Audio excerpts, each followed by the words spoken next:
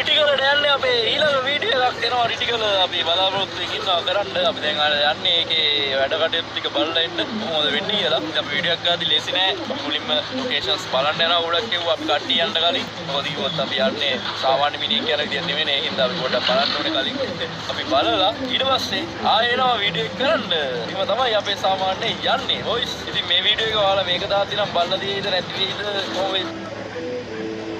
දන්නේ මම මොකද බ්ලොක් කරාට මම එඩිට් කරන්නේ නැහැ මේක හරිද මම බ්ලොක් කරලා දිනවා ගොඩක් ඒක දාන්නේ නැහැ මේක කම්මැලි මේක දාන්නම් අපි දැන් ඉන්නේ හබරන කැලේ මේ ඉන්නවලු අලි ඒ වුණාට අපි තාම දැක්කේ නැහැ අලි අපිට ඕනේ බලන්න අලි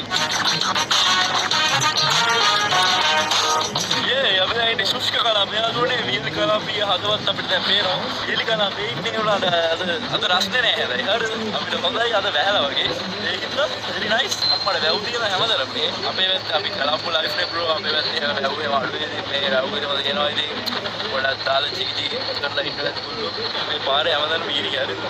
පොලිසිය ඉන්න හැම ඉරේම මොනවා ජීවිතේ යාළුවනේ බලන්න කොහමද බලන්න අතරේ අන්නේ හින්දා තමයි අපි යන්නේ හරිද